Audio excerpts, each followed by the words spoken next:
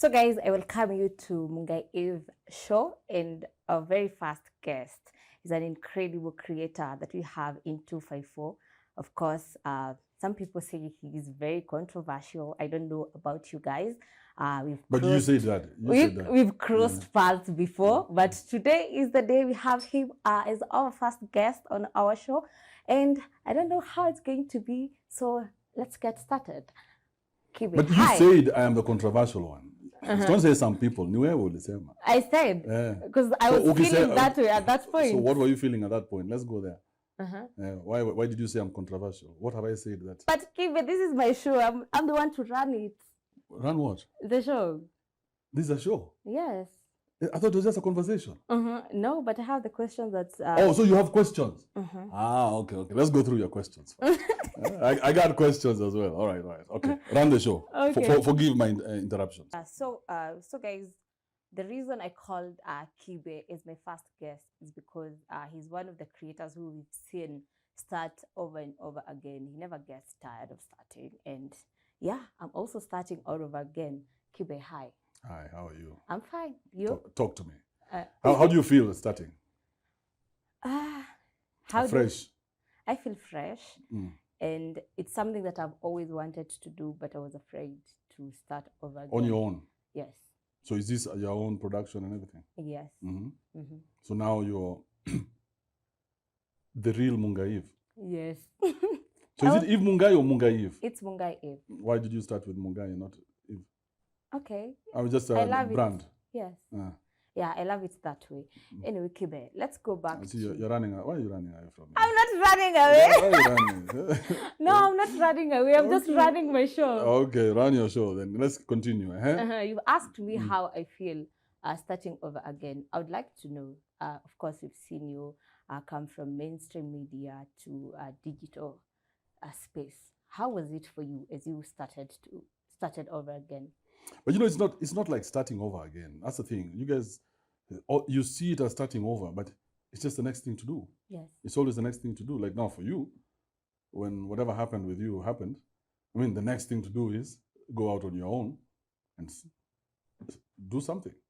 It's the next thing to do. So people see it as starting over because everybody believes we're all dying. It's all death. Kama sasa umebreak up na mtu sasa hiyo imeisha. Ama umewacha kazi mahali sasa hiyo imekufa. It's not death. It's the next thing to do. Simple. Okay. So for me, I never see it as starting afresh. It's just always one foot in front of the other. So your transition from mainstream media to digital space, is it something that you had planned or it just came all over? But I was actually on the digital space first. Okay. So when I gave up on, you see, like now when I was growing up, I really thought that I would get an opportunity to be on radio or TV. So nilienda my interviews, nikatuma demos, nikaenda kwa studio, nafanya ka demo, nakatuma. Yani fix, yani it was everything. And I would send this demo to Capital FM or Metro FM or whoever, Kiss. I went to Kiss when they started 20 years ago, when they started Kiss like this. And I gave them my demo and I did a whole demo in there and they never gave me the job. So I got frustrated because nobody was recognizing me. And in my head, I'm this talented guy who can knock out any show. And I'm like, fuck these puny people, to hell with them. And I started doing social media. Yes. So one step in front of the other, I was on social media.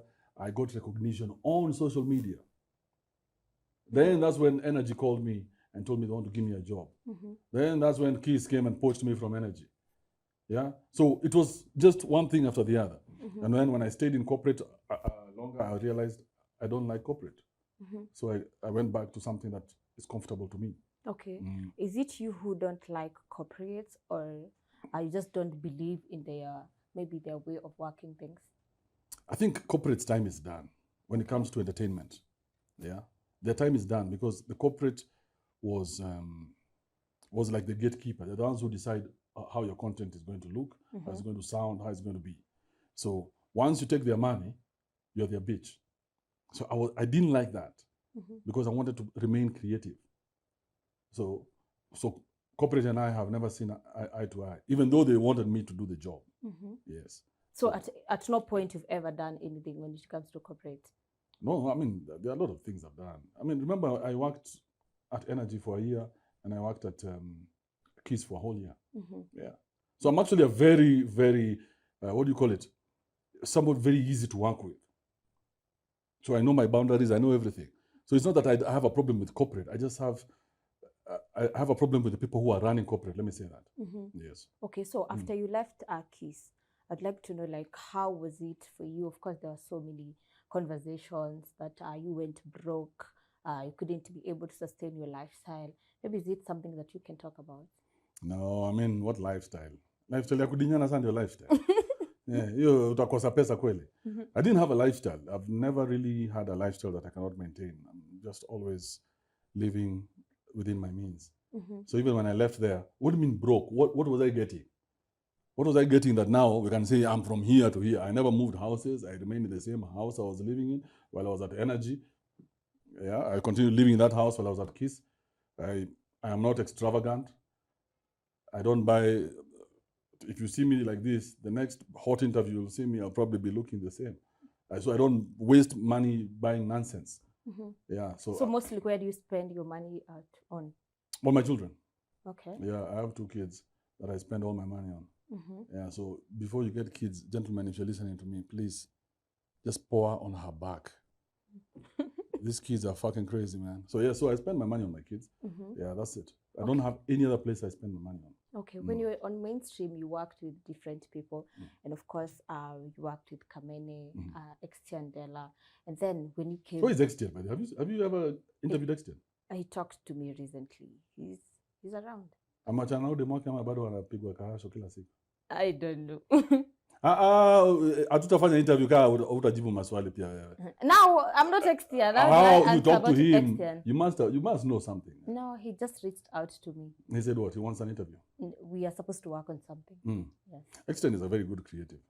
If he can just get his dick out of his head, he'll be fine. Okay, so talking of Extian and Kamene, there are people that you've worked with closely before, and also, especially Kamene, it's somebody umekuwa ukimpiga sana hapa kwa mtandao. Maybe you can tell us, how was your relationship when you guys were working together? Man, we're just working together. What relationship? Why do you guys get carried away with this bullshit? We're just working together. Even Eric here right now, Eric akifanya blanda. How many times have I talked about you? Many times. Yeah, so it's not a big deal. Yeah, even you, how many times have I talked about you? A lot. Yeah. A lot of, I've enjoyed talking about you. A lot. You've really enjoyed. Yes, I love it. Yeah, but it's just a working relationship like any other, because before that, we didn't have anything. Yeah. So what compromises is that because we've worked with you, ukienda huko nje ufanye ujinga ati sitaongea. Hiyo sasa ni shauri yako bana. So I talk about anybody. I talk about my mom, my dad, my sisters. Yeah. Okay. So there's no relationship beyond the working together. Yes. The content is always my king. So I go for the content. It doesn't matter who it is. Even for your friends, you just even my dad. Yes, if my dad fucks up, he has to be on the chopping block. So, how much do you believe in this content? I mean, this is what feeds me. This is what you do. It's like when you become a fighter. You can't go in there and fight half-half. You're going to die. Yeah, you have to believe in what you're doing. Like now, what you're doing, you believe that Mungai is a brand, and you can be able to resurrect that brand from the whatever happened the other day. And now look at you, having invested in this and come here and putting yourself out there. So don't you believe in this? I believe. Yes. And you'll be able. You are willing to kill anybody who tries to fuck this up. Yes. It doesn't matter who. It doesn't matter. It doesn't matter who, right? Yeah. Yeah. So content is key. Yeah. So we focus on the content. Okay. Yes. So let's talk about you now being on YouTube space and creating. You've been creating a lot on YouTube until when your accounts were terminated. Is it something that you had planned for, and you decided that you're going to concentrate on YouTube, or it just happened because you moved to the States? Oh no. So in my mind, I became, how would I put it? I started thinking, you know what? We need our own platform. Yeah, because these platforms, every now and then you get a copyright strike or whatever. And it could be a stupid reason. So I started thinking, So one day, as I was driving my Mercedes-Benz S550, Where is it, by the way? it's back in the States. S550. You left it. Yeah, I left it, man. I'm going to find a way to bring it here. So as I was driving it, I was playing my songs. I have a whole playlist, So an idea came to me, and I said, well, you know what? Why not Africa? Why not Africa? Yeah. Why do we have to depend on these people to give us everything? So that's how the idea of Africa came about. So I started building Africa while I was still on YouTube. So I didn't even know that I would get kicked out of YouTube. It was maybe a very puny idea in my head that one day tutakosana na watu. Yeah, so I started building it 3 months before I was kicked out of YouTube. Yeah. And how is it right now? Because it's a wonderful platform. We're just about to sign a very big deal, and that will take us to the next level. Yeah, so we're about to sign. We've got some investors, so things are really looking up for us. Okay. Yes, because it's a big platform and it's very expensive to run. So that's why I even came back to Kenya. Okay, before we go ahead on Africa, I'd like to know, what was the main reason that you got kicked out of YouTube? I will never know. Is it not because of the the community guidelines? No, but community guidelines, even nilikuwa na video over 3,000. You've been on YouTube. Yes. Would you have 3,000 videos in community guidelines? No. Yeah. So it's just, and I didn't have a copyright strike at the time. And they're supposed to give you 3. It's supposed to be 3. Yes. And then so on the 3rd one, then they terminate you. Yes. Yeah. And if you appeal even the copyright strikes, sometimes they take them back. And they're supposed to tell you where the copyright strike has come from. They just don't kill your channel. So you didn't get any copyright? I was asleep after doing my show. Okay. I woke up and I was trending. So I didn't have a copyright strike. Not 1. You're supposed to get 3. So I woke up and all my channels, even the ones that I had not monetized yet. But there was information that was put up from Google that you had gone against the community guidelines. On all my platforms?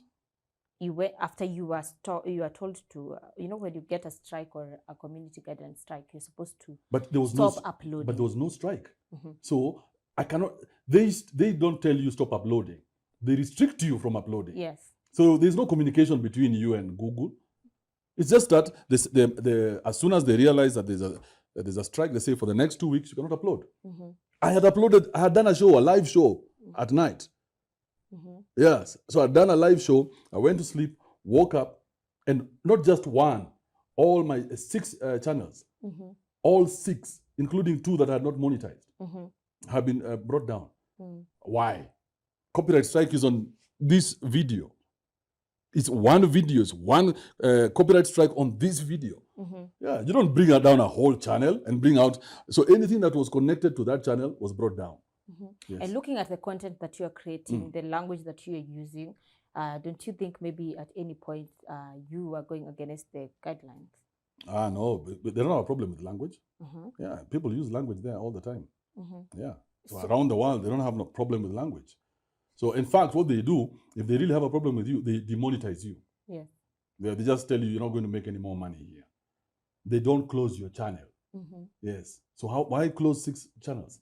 So it was a very malicious thing that somebody did. And I think you and your friends are the ones who were involved in that shit. You guys came together in a cabal. At that time, you still had a boyfriend. And you guys came together in a cabal, and then you decided to go. So you believe somebody was behind it? Of course. Yes.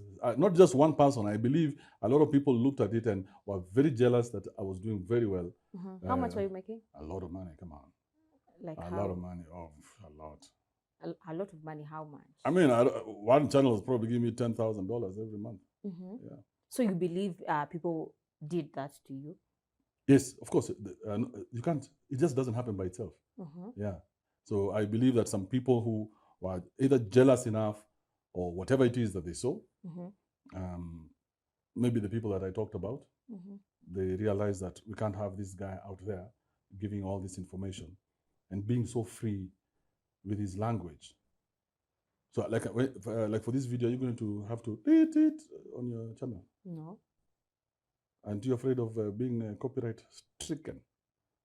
Okay. I know about copyright. Yes. So it's not about language. Yeah, it's just that some people sat down and they thought it best to, some very powerful people, Very powerful people, because talking of powerful people, do you mean politicians? Sorry? Talking of powerful people. No, maybe the corporate feminists. Okay. Yeah, the lesbians. Yes, these corporate feminists who feel attacked every time I talk. Yeah, I think so. And the other puny celebrities in our country, punies, the ones who kept threatening me, including your ex-boyfriend. Yes, because they did threaten me because of what I said about them. Why? And they said that we're going to do something to you. So when that happened, I was like, I have a list of puny people to assassinate. Yes. And by any chance, maybe, have you ever gotten, of course, there are so many celebrities that you've talked about. They used to say, oh, they're going to sue you. Once you land here, you're going to be arrested. You're going to get the letters and everything. By any chance, have you ever gotten, or are you sued by anyone? For what? For an opinion? How stupid would one person be? Can't sue me for my opinion. So we can say all of them are just threats. I mean, which courthouse is going to grant you anything? To sue somebody because of something they said? That's madness. Yeah. So if I say, if Mungai is full of shit, which courthouse are you going to go say, hey, he said I'm full of shit? You have to explain, what does it mean when you say you're full of shit? In which language was it delivered? So there is a lot behind it. So, in fact, I met the donkey, one of your favorite people. Yes. Yes. So you with him? Yeah, I was not with him. I was interviewing Babu Owino. Oh, so you were not with KRG? No, why would I be that puny fucker? Okay. Yeah. He's a nobody. Why would I interview him? So we were doing an interview, and then he forced his way into the room. Right? And then he says, Kibe, I just want a small interview. And I was like, I don't have the energy for you. I don't believe you're somebody, not yet maybe. Maybe one day he's going to get there. But I don't believe I should sit down with him for anything. What does he have? Okay, and the day you landed, we saw him say that you're a coward. He waited to exchange words with you, or maybe a fight at the airport. Why? Who is he? I don't even know a single song that he has sung. So who is he? What has he done that me and him have any type of beef? Nothing. And he lied about me many times, including saying that I molested my sister. Remember, you did that interview? Yeah, I remember. Yes. And I was like, why? I mean, it's very easy to find out if that's my real sister. So why didn't you do that, Eve? Why didn't you, as a journalist, go find out, is that really my sister? Because you were pushing that story. Yeah. So why didn't you find out? Why not have some responsible journalism and don't just take one side of the story? Find out, is this really Kibe's sister? Because everybody, including that other fucker called Sonko. Yeah. So when I looked at these people, I'm like, yours goes beyond this back and forth content game. Yours has some malice behind it. There's a malicious intent. But you're the one who started exchanging words with KRG. No, I just made fun of him. Yeah. I mean, when you do something stupid online, we come and make fun of that. If you don't come on, like these people here, I've never mentioned them because they're not online. They're not on my radar. But once you go online and you do something that I think is worth noting, then we talk about it. Like that time when you were talking about the dining table. I was, oh, okay, now I see this. So it's just entertainment. Yes. If you catch feelings, you're in the wrong profession. Yes. Okay, so you've always assumed that everybody is going to take it as entertainment. You're in the game of entertainment. So if you catch feelings, then you're in the wrong game. This is not the first time I've talked about people. From the time, even before I got on radio, I used to talk about everybody. Everybody. There's even a video I did about Uhuru Kenyatta one day, and I was told they're going to cut me up and throw me in Tana River. So I better pull down the video. That is the only. I've pulled down 2 videos in my lifetime. That was the first one. Uhuru Kenyatta. And the second one was when, remember when Menje gave her body count story?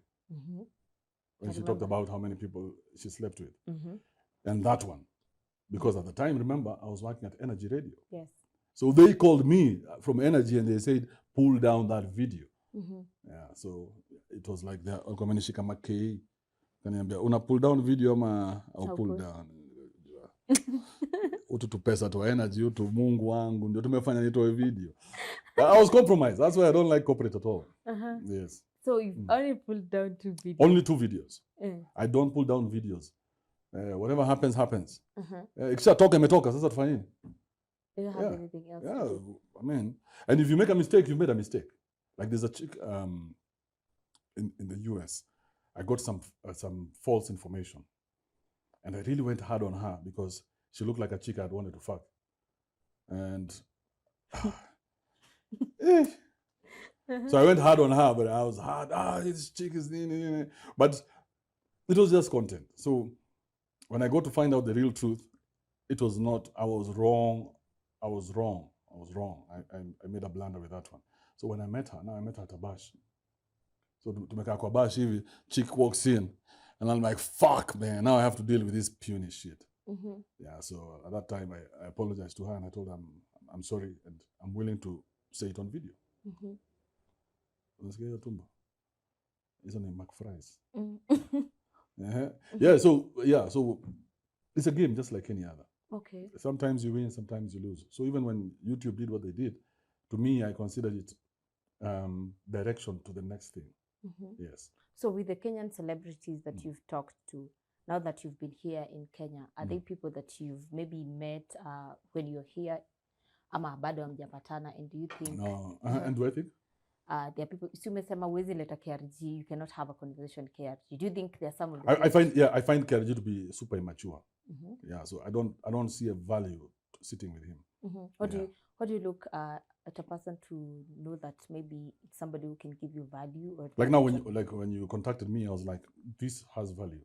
Yes, because you're trending, right? You're a good interviewer. Once you get out of your 2 feelings, yeah, you do a good job. So I'm like, this makes sense, and I'd contacted you before anyway. Yes. Yeah. But at that time, you had too much noise in your head for you to see the direction that we're supposed to go.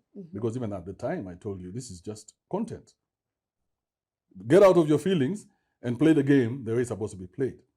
Because as much as we need you, we need me. So if you take me out of the equation, then the whole system collapses. Yeah, you can see our entertainment industry right now is bullshit. Yeah. You guys are moving from one event to the next, and there is nothing new anybody's coming up with. Yeah, because there is no innovation. You cannot kill the people who are in the game. Yeah. So if you take out lions and you look at the lions in the Masai Mara and say, oh, these lions are so evil. They kill wildebeest and buffaloes and they are so evil. And you take out the lions. What are you going to do? Yeah. Then the buffaloes become too many. They strip the land bare and it becomes a desert. So the balance has to be created. So the game of content has to get to a point where there's equilibrium, especially in Kenya, because we have very talented content creators. But everybody has to play their game. Yeah. So if always toka kwa hii game, atu uende ukafanya kitu ingine, game yako ndio hii. So you should count this breakup between you and that puny fellow of yours as a stepping stone to the next thing. Yes. You see what I mean? Yeah. So just one step in front of the other. That's okay. It. So after YouTube pulled out did you try to reach them, talk to them, or you just moved to the next? No, I was like, the way it had been done, it was a proper assassination. Yeah. It was so well done. Yeah. What do you mean by well done? Yeah, it was so well done. You know, they went for other channels that had done nothing. There's a channel I used to put only car videos. I never even talked badly. Even that channel, they put it down. Yeah. So what anisho nini sasa? Hiyo channel haiko hata iko monetized. Mbona mnaangusha hiyo channel? So even my email now that I was using, I cannot even use it to do anything on YouTube. On YouTube, yes. Yeah. So even my card that I was using because I had a subscription on YouTube, even that was cancelled. Yeah. They cancelled my subscription. I pay YouTube $13 a month not to watch adverts. Even that, they said, we don't want you here. So it was a very malicious, targeted attack by somebody who's very powerful. And I think the corporate women here, somebody go to them. Why are you so specific with women? I mean, who else runs corporate in Kenya? Yeah. I mean, that's why when a woman content creator comes out of the woodwork, or these homosexuals, you guys get all the jobs. Yeah, because the women are trying to create a certain narrative. The men are not making money. Yeah, This content game now in Kenya has become for women and homos. That's how you feel. That's not how I feel. It's on everywhere. That's why Ganothi has to keep dressing up like a woman. Because if he doesn't, him as a Ganothia doesn't get gigs. But once he puts on a dress and now becomes Mama, what's his name? Mama who? I mean, all of them are dressing up like women. They have to, because that's where the money is. Because that's the corporate women, that's what they want to see. Yeah. So it's just rubbish. So now it's a high time that we come out of that nonsense and mature and start looking at entertainment for what it really is. Okay, so were you prepared